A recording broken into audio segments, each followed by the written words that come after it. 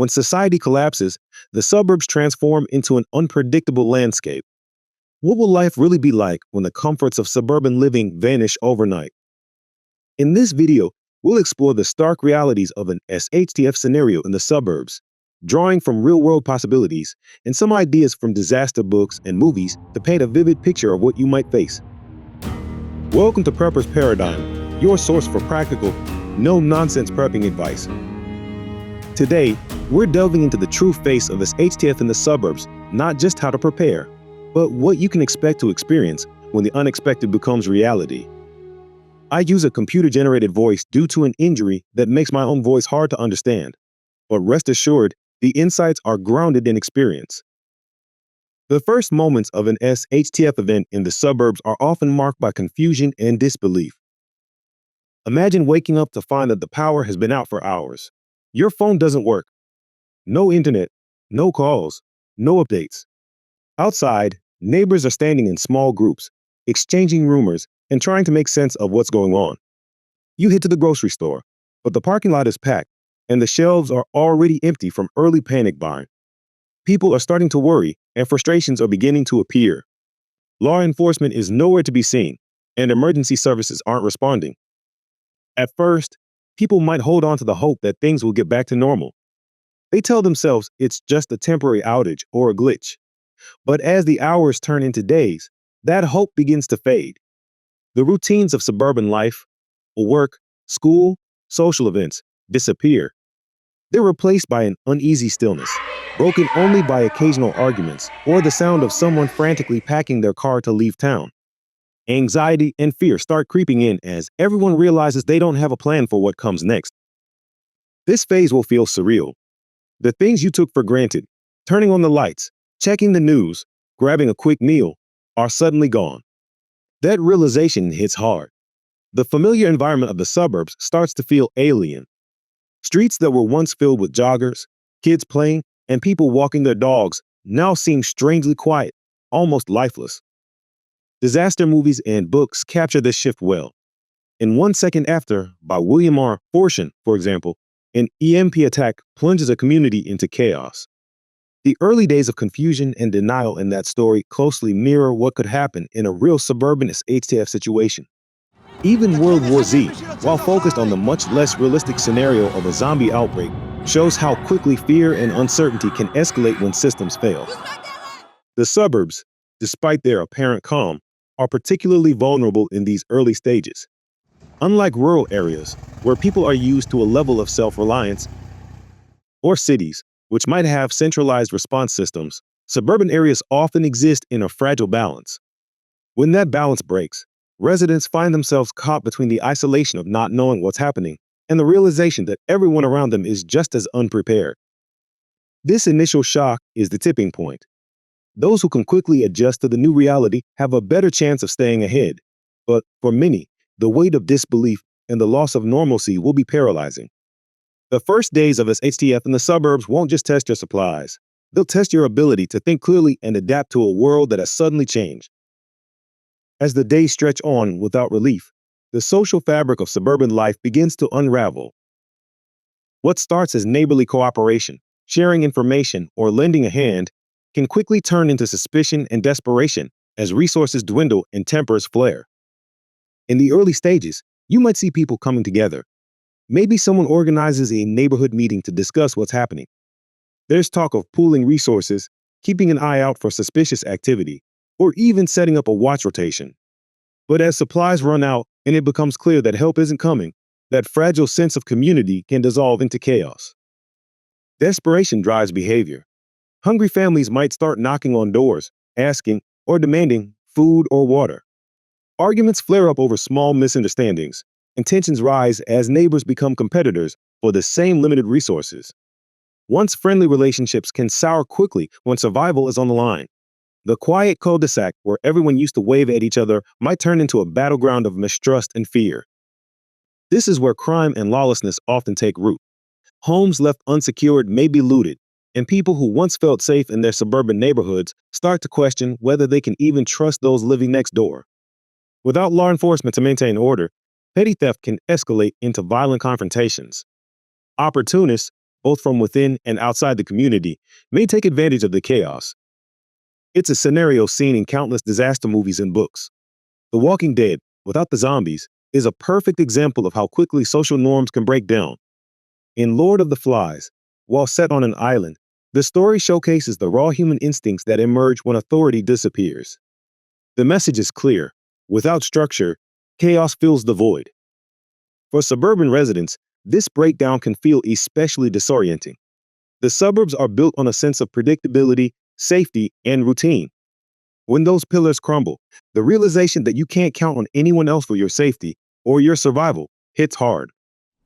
This stage of HTF is about more than just physical danger.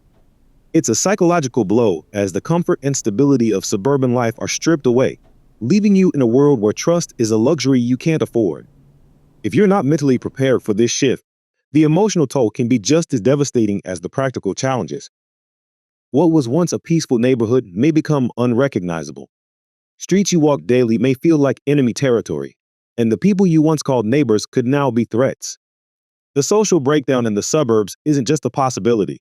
It's a reality when survival instincts take over, and community bonds are replaced by a battle for resources and safety.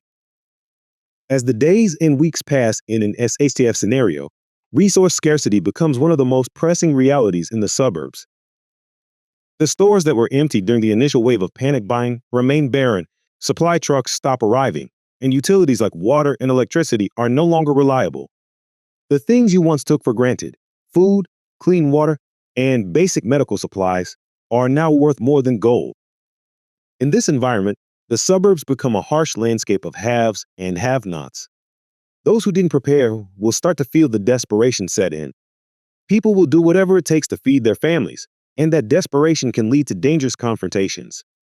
Bartering quickly becomes the primary form of commerce, but only for those who have something to trade.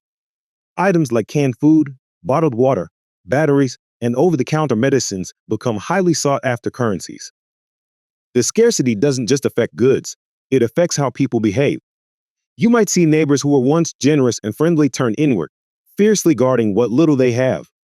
On the other hand, some might take the opposite approach, organizing efforts to share resources and protect each other. Though unless all individuals were well prepared in advance, such efforts are often short-lived under the strain of survival. The psychological impact of scarcity is just as significant as the physical struggle.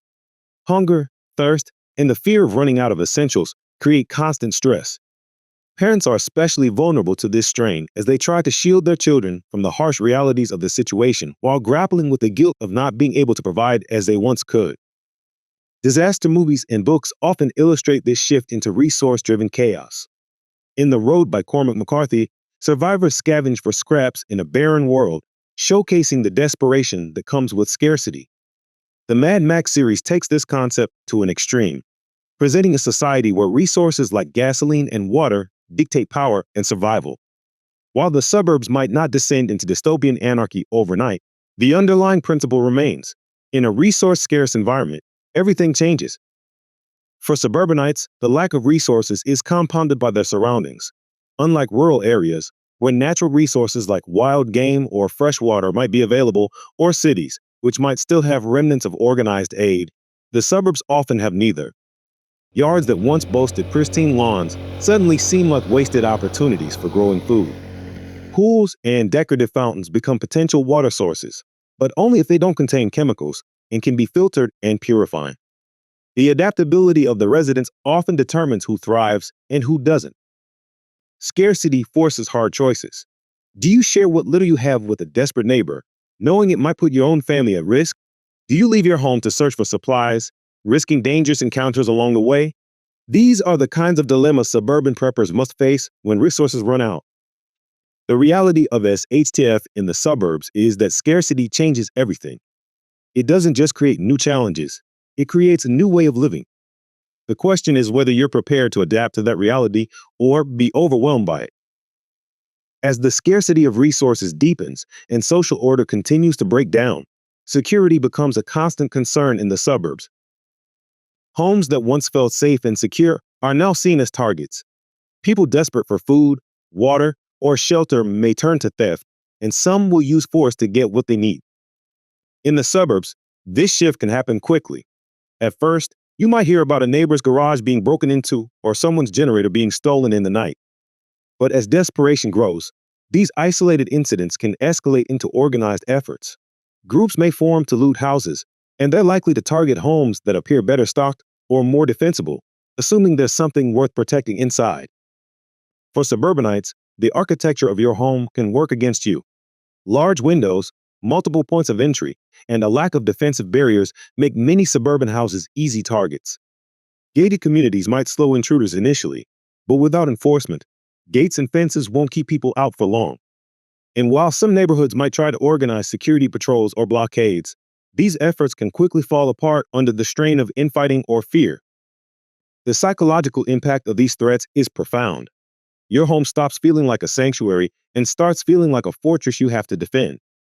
Nights become tense as you listen for unusual noises or movement outside.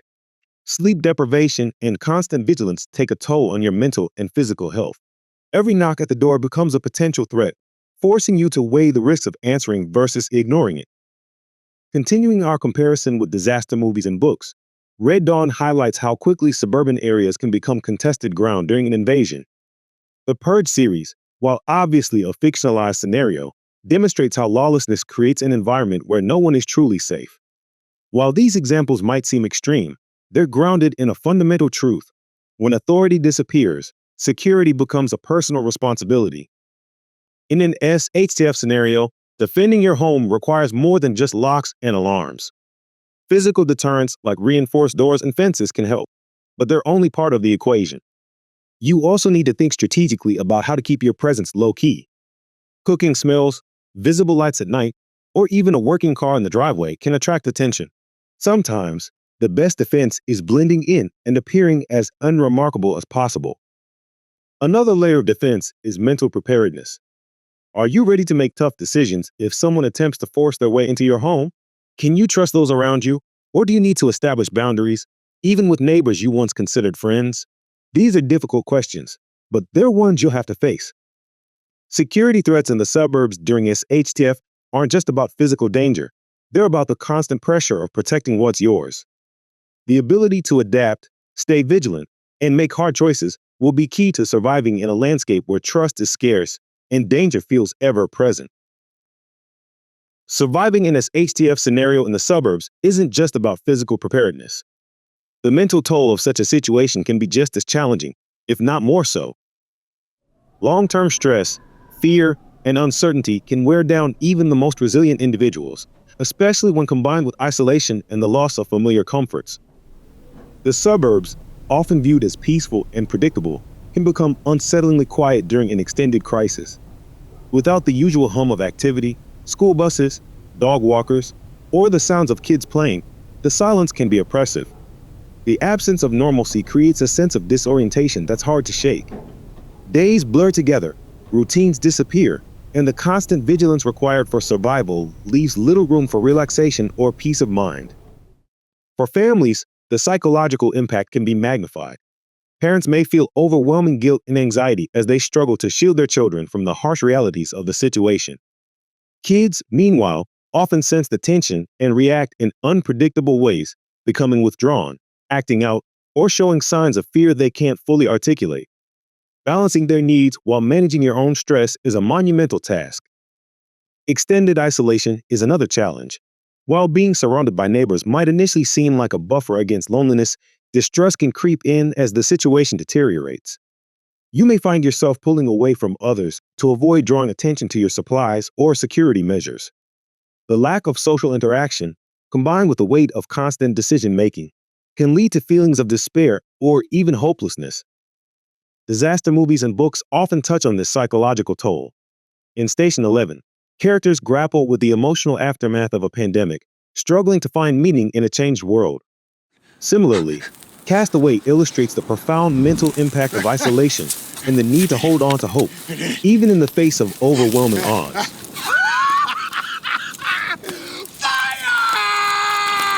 While these examples are fictional, they offer a glimpse into the emotional challenges survivors might face. Coping with the psychological strain of an SHTF scenario requires intentional effort. Small acts of normalcy, playing a board game, sharing a laugh, or maintaining a basic routine can go a long way toward preserving morale.